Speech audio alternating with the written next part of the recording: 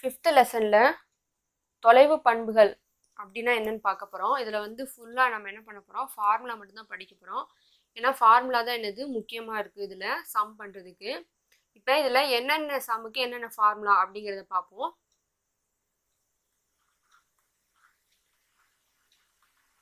இரு புள்ளிகளுக்கு இடையே உள்ள தொலைவு. ஸோ அப்படின்னு சொல்லிட்டு என்ன சொல்லுவாங்க, சம்ல வந்து கேட்பாங்க. ஸோ 2 புள்ளிகள் கொடுத்துருவாங்க, இதுக்கு இடைப்பட்ட தொலைவு என்ன அப்படின்னு சொல்லி கேட்பாங்க. ஸோ தொலைவுனாலே நமக்கு என்னது டிஸ்டன்ஸ், அதாவது டி. ஸோ இப்போ 2 புள்ளிகள் 1,2 2,1ன்னு கொடுத்துறாங்கன்னு வச்சுக்கோங்க. இப்போ இதை நம்ம என்ன பண்ணணும், இதுதான் வந்து x1, இது y1, இது வந்து x2, இது y2. ஸோ ஃபர்ஸ்ட் உள்ளது என்னது x1 y1, இது x2 y2. இப்படி 2 புள்ளிகளுக்கு இடையே உள்ள தொலைவுன்னு கேட்டாங்கன்னா ஸோ தொலைவு ஃபார்முலா என்னது D. D equal to root x2 minus x1 the whole squared plus y2 minus y1 the whole squared. So இதுதான் வந்து இதோட ஃபார்முலா. ஸோ நீங்கள் வந்து கொடுத்துருக்க புள்ளிகளுக்கு x1 y1 எழுதிக்கிட்டா தான் இங்கே x2னா x1னா என்னதுன்னு சொல்லி ஈஸியாக எடுத்து எழுத முடியும். ஸோ x2 என்னது பார்த்தது நம்ம 2, x1 என்னது மைனஸ்ங்கிறது ஃபார்முலாவில் உள்ளது. ஸோ x1 என்னது 1, ஸோ த ஹோல் ஸ்கொயர். இப்படி வந்து நீங்கள் ஈஸியாக போடலாம். அடுத்து வேற என்னென்ன ஃபார்முலான்னு பார்த்தீங்கன்னா, ஒரு கோடமைந்தவையான்னு சொல்லி கேட்பாங்க. அதாவது 3 புள்ளிகள் கொடுத்து ஒரு நேர்கோட்டில் அமைவையா அப்படின்னு சொல்லி கேட்பாங்க. நேர்கோட்டில் அமைபனவா அல்லது ஒரு கோடமைந்தவையா அப்படின்னு சொல்லி கேட்பாங்க. ஸோ இதில் என்ன பண்ணுவாங்க பார்த்தீங்கன்னா 3 புள்ளிகள் கொடுத்துருவாங்க. ஸோ அப்போ இதுக்கு ஃபார்முலா என்னது, AB plus BC equal to என்னது ஏசி. ஸோ ஏபின்னு நம்ம கண்டுபிடிக்கணும், பிசி கண்டுபிடிக்கணும். ரெண்டையும் கூட்டினா நமக்கு என்ன வரும், ஏசி வரணும். ஸோ இப்போ பார்த்தீங்கன்னா ஏபி 3னா பிசி நமக்கு 2 கிடச்சிருக்கு. இப்போ ஏசி ஏற்கனவே நமக்கு 6 கிடச்சிருக்கு. அப்போ இது ரெண்டையும் நம்ம ப்ளஸ் பண்ணும்போது என்ன வரும், equal to 6. So AB plus ஏசியும் ஏசியும் நமக்கு என்னது ஈக்குவல். அப்படி அமைந்துச்சுன்னா கொடுக்கப்பட்ட 3 புள்ளிகள் என்னது ஒரு கோட்டில் அமைந்தவை அப்படின்னு சொல்லிட்டு நமக்கு என்னது நிரூபணம் ஆயிடும். இப்போ இந்த ஏசிக்கு பதிலாக நீங்கள் சிஏ அப்படின்னு சொல்லி எழுதக்கூடாது. ஸோ ஃபார்முலா வந்து கரெக்டாக ஏபினா படிக்கணும், பிசினா பிசி, ஏசினா ஏசி. ஏன் பார்த்தீங்கன்னா இந்த புள்ளிகள் வந்து இப்போ இங்கே x1 y1 x2 y2 இருக்குன்னு வச்சுக்கோங்க. இது வந்து ஏ, இது பி. இப்போ ஏபி அப்படின்னா என்னது, நம்ம என்ன செய்வோம், ரூட் x2 மைனஸ் x1 எழுதுவோம். ஸோ வந்து பி தான் நமக்கு x2 வந்து y2. நீங்கள் பிஏன்னு எழுதிட்டீங்கன்னா பி இங்கிட்டு வந்துடும், ஏ இங்கிட்டு வந்துடும். ஸோ பியில் இருக்கிறதுல என்ன வந்துடும், x1 y1 வந்துடும். ஸோ அப்படி எழுதிட்டீங்கன்னா சம்மு தப்பாயிடும். அப்போ என்னது, ஏபினா ஏபி, பிசினா பிசி. அப்போ தான் உங்களுக்கு இந்த x1 y1 x2 y2 வந்து போட முடியும். இப்போ பார்த்தீங்கன்னா ஏசி அப்படின்னா என்னது, ஏ தான் நமக்கு ஃபர்ஸ்ட் இருக்குது. அப்போ ஏல உள்ளதான் x1 y1, சியில் உள்ளதான் என்னது நமக்கு x2 y2. ஸோ பிசி அப்படின்னா பி தான் நமக்கு ஃபர்ஸ்ட் இருக்குது. அப்போ பியில் உள்ளதான் நமக்கு என்னது x1 y1, சியில் உள்ளதான் x2 y2.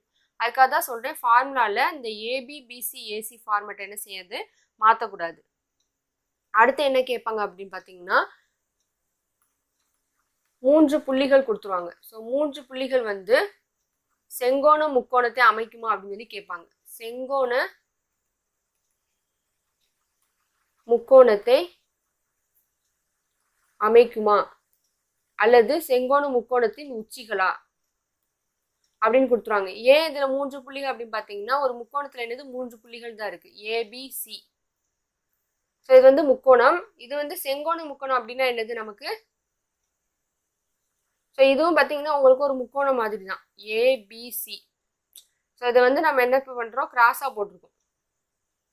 முக்கோணத்தை வந்து இப்படி திருப்பி போட்ட மாதிரி. நீங்கள் அந்த சைடு பார்த்தீங்கன்னா என்ன வரும், இது வந்து இப்படி முக்கோணம் மாதிரி தான் இருக்கும். ஸோ அப்போ இது வந்து என்னது நமக்கு 90 டிகிரி.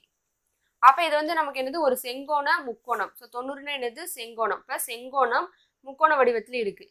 இது வந்து எப்படி இருக்கணும்னு பார்த்தீங்கன்னா AB square plus BC square equal to என்னது ஏசி ஸ்கொயர்.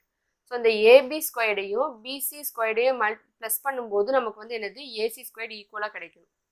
அடுத்து பார்த்தீங்கன்னா இணைகரத்தின் உச்சிகளா அப்படின்னு கேட்பாங்க. இணைகரத்தின் உச்சிகளா அப்படின்னு சொல்லி கேட்பாங்க. ஸோ இதுக்கு எத்தனை புள்ளிகள் கொடுப்பாங்க அப்படின்னு பார்த்தீங்கன்னா இணைகரம் வந்து எப்படி இருக்கும், ஸோ இதுதான் வந்து என்னது இணைகரம். ஸோ இதில் பார்த்தீங்கன்னா ஏபிசிடி. ஸோ 4 இருக்குது அப்படின்னா எத்தனை மொத்தம் 4 புள்ளிகள் வந்து கொடுத்துருவாங்க இணைகரத்தின் உச்சிகளா அப்படின்னு சொல்லி கேட்டு. ஸோ இதில் பார்த்தீங்கன்னா எதிர்பக்கங்கள் நமக்கு என்னது சமம். ஸோ எதிர் எதிர் பக்கங்கள் என்னது சமம். அப்ப ஏ சாரி இப்படி எழுதிக்கலாம்.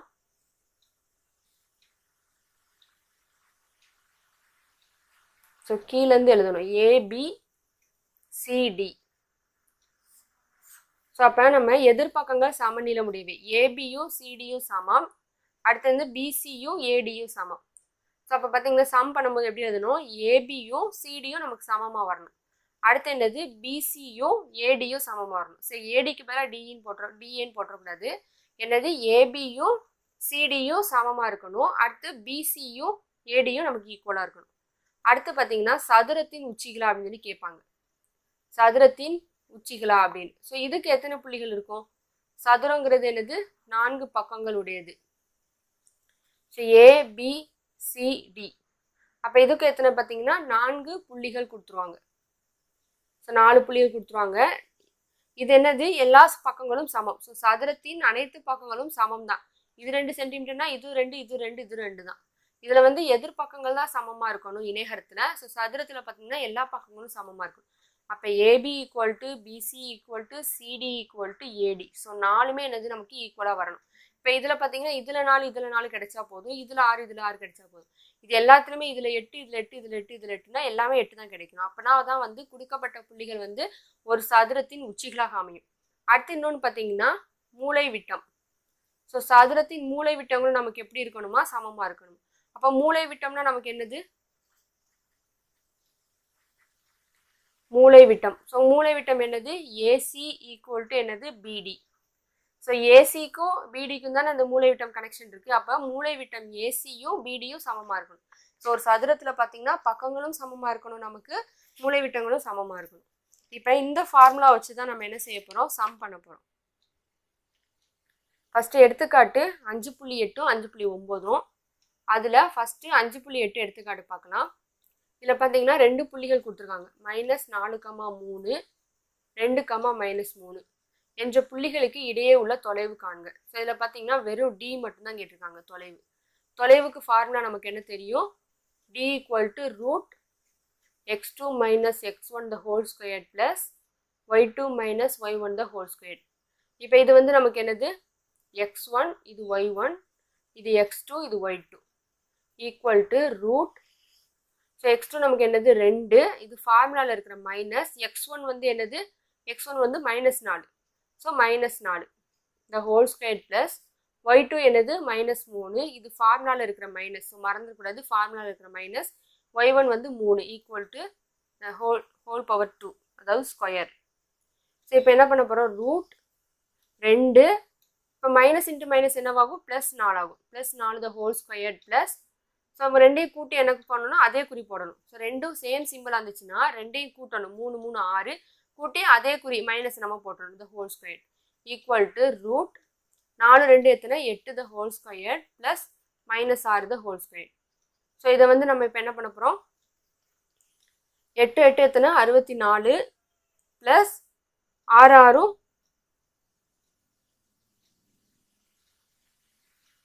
6 4 2 6 சாரி 4 2 நம்ம கூட்டினோன்னா எத்தனை 6. ஸோ நான் 4 நினச்சிட்டேன். ஸோ 4 + 2 என்னது 6 ஸ்கொயர். அப்போ 6 6 நமக்கு எத்தனை 36 ப்ளஸ் -6 இன்ட்டு -6 எத்தனை நமக்கு 36 தான் ஈக்குவல் டு ரூட் 2 கூட்டினா நமக்கு என்னது 72 வரும். ஸோ 72 வந்து நம்ம ரூட் எடுக்க முடியுமான்னு பார்த்தீங்கன்னா இப்போ இது வந்து சின்னதாக ஈஸியான நம்பராக மாற்றிக்கணும். இப்போ 36 × 2 எத்தனை 72. ஸோ 36க்கு வந்து நமக்கு வர்க்கம் தெரியும் 6, அப்போ 6 ரூட் 2. ஸோ தொலைவு என்னது, D equal to 6 root 2. So இதான் வந்து நமக்கு என்னது ஆன்சர். ஸோ கவனமாக நான் எனக்கு வந்து மிஸ்டேக் விட்டேன். 4 + 2 6, 6 ஸ்கொயர் என்னது 6 × 6 36, -6 × -6 என்னது -6 × -6னா 6 6 36, மைனஸ் இன்ட்டு மைனஸ் என்னது ப்ளஸ் ஆகும். ஸோ 36 36 கூட்டினா 72. இப்போ நமக்கு பெரிய நம்பருக்கு வர்க்கம் எடுக்க முடியலைன்னா அது என்ன செய்யணும், ஈஸியாக ஏதாவது சின்ன நம்பரை மாற்ற முடிஞ்சால் மாற்றிக்கலாம். ஸோ இது வந்து 36 2 72. அப்போ 36க்கு ரூட் நமக்கு தெரியும் 6, 6 6 36, 6 ரூட் 2. ஸோ இதோட தொலைவு என்னது 6 ரூட் 2. அடுத்து எடுத்துக்காட்டு 5.9 ஏபிசி அப்படின்னு 3 புள்ளிகள் கொடுத்துருக்காங்க. இது வந்து ஒரு கோடமையும் புள்ளிகளாக என்ன நிறுவ சொல்லியிருக்காங்க. ஸோ ஏ 3,1, பி 6,4, சி வந்து 8,6.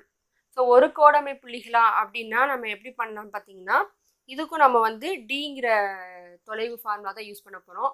ஸோ எப்படி இருக்கணும், நமக்கு AB plus BC equal to AC அப்படின்னு நமக்கு கிடைக்கணும். ஸோ ஃபஸ்ட்டு நம்ம என்ன செய்ய போகிறோம், ஏபி வந்து எடுத்துக்க போகிறோம். ஸோ டி தொலைவு ஃபார்முலா எழுதிக்கோங்க. ஒவ்வொரு சம் பண்ணும்போது ஃபார்முலா எழுதிக்கோங்க. x2 மைனஸ் x1 த whole square plus y2 minus y1 த ஹோல் ஸ்கொயர். ஸோ ஃபஸ்ட்டு நம்ம என்ன செய்ய போகிறோம், ஏபி. ஸோ ஏ தான் ஃபஸ்ட்டு இருக்குது. அப்போ x1 y1, பிக்கு வந்து x2 y2. ரூட் x2 என்னது 6, இது ஃபார்முலாவில் இருக்கிற மைனஸ், x1 வந்து 3 the whole square plus y2 என்னது 4, y1 வந்து 1 the whole square equal to root 6லேருந்து 3 போச்சுன்னா நமக்கு என்னது மீதம் 3 த ஹோல் ஸ்கொயர் ப்ளஸ் 4லேருந்து 1 போச்சுன்னா மீதம் 3 the whole square equal to root 3 9 plus 3 9. So equal to root 9 9 கூட்டினோன்னா 18. ஸோ 18க்கு இப்போ ரூட் எடுக்கணும்னா நம்ம என்ன பண்ணலாம், ஸோ 18 வந்து நம்ம எப்படி பிடிக்கலாம், 9 18 எழுதலாம். அப்போ ரூட் 9 × 2. ஸோ இப்போ பார்த்தீங்கன்னா 6 3 18 எடுத்து பண்ணலாம். ஆனால் பார்த்தீங்கன்னா ரூட் எடுக்க முடியாது, 6க்கு ரூட் இல்லை, 3க்கு ரூட் இல்லை. ஸோ ஈஸியாக ரூட் எடுக்கிற மாதிரி பார்த்தீங்கன்னா 9 × 2. ரூட் 9 என்னது நமக்கு 3. So 3 root 2. இதுதான் நமக்கு என்னது ஏபி ஈக்குவல் டு 3 ரூட் 2. அடுத்து என்ன கண்டுபிடிக்கணும், BC. So BC equal to பிங்கிற புள்ளி நமக்கு என்னது 6, 4, சிங்கிற புள்ளி வந்து 8, 6. ஸோ ஃபஸ்ட்டு பி இருக்கனால என்ன பண்ணுறோம், இதுதான் வந்து x1 y1, இதை வந்து x2 y2ன்னு வச்சுக்கலாம். So root x2 minus x1 8 minus 6 the whole square plus 6 minus 4 the whole square equal to root 8லேருந்து 6 போச்சுன்னா நமக்கு என்னது இது 2 த ஹோல் ஸ்கொயர் ப்ளஸ் 6லேருந்து 4 போச்சுன்னா 2 the whole square equal to root 2 4 plus 2 4 equal to root 8. So root 8 நம்ம எப்படி பிரிக்கலாம், 4 2 8 பிரிக்கலாம். ரூட் 4 × 2. இப்போ ரூட் 4 நம்ம வர்க்கம் எடுத்தோம்னா 2 2 ரூட் 2. ஸோ இதுதான் நமக்கு என்னது பிசி ஈக்குவல் டு 2 ரூட் 2. இப்போ நமக்கு ஏபி என்ன கிடச்சிருக்கு, ஏபி ஈக்குவல் டு என்னது 3 ரூட் 2. ஸோ ஏபி வந்து 3 ரூட் 2. அடுத்து நம்ம என்ன கண்டுபிடிக்கணும், ஏசி. ஏசி ஈக்குவல் டு இப்போ ஏங்கிற புள்ளி நமக்கு என்னது 3, 1, சிங்கிற புள்ளி நமக்கு என்னது 8, 6. ஸோ ஃபஸ்ட்டு ஏ இருக்கனால என்ன பண்ணுறோம், ஏக்கு தான் என்ன செய்கிறோம் x1 y1, சிக்கு வந்து x2 y2.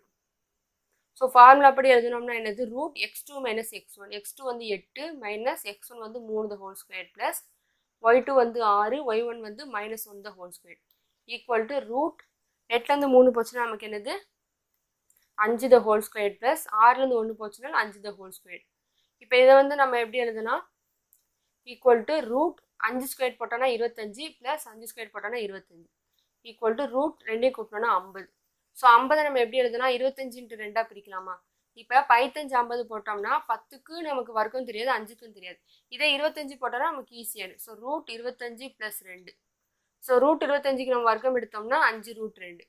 அப்போ நமக்கு ஏசி என்னது 5 ரூட் 2 கிடச்சிருக்கு. இப்போ நம்ம என்ன நிரூபிக்கணும், நம்ம AB plus BC equal to AC தான். ஸோ இப்போ நம்ம ஏபி ப்ளஸ் பிசி ரெண்டையும் ப்ளஸ் பண்ணி பார்த்தலாம். ஏபி என்னது 3 ரூட் 2 ப்ளஸ் பிசி என்னது 2 ரூட் 2. ஸோ ரெண்டையும் கூட்டினா நமக்கு என்னது 5 ரூட் 2. இது வந்து ஏசி கிடச்சிருச்சா. அப்போ AB plus BC equal to என்னது ஏசி. ஸோ ஏபி ப்ளஸ் பிசியும் 5 ரூட் 2 தான், ஏசியும் 5 ரூட் 2 தான். அப்போ 5 root 2 equal to 5 root 2. So AB plus BC equal to AC. அப்போ கொடுக்கப்பட்ட புள்ளிகள் என்னது ஒரு கோடு அமைந்தவை, ஒரு கோடு அமைந்தவை. லாஸ்ட் வந்து ஒரு லைன் எழுதிக்கோங்க. கொடுக்கப்பட்ட 3 புள்ளிகளும் ஒரு கோடு அமைந்தவை என நிரூபிக்கப்பட்டது அப்படின்னு நீங்கள் எழுதிக்கலாம், அல்லது ஒரு கோடு அமைந்தவை எப்படினாலும் நீங்கள் எழுதிக்கலாம்.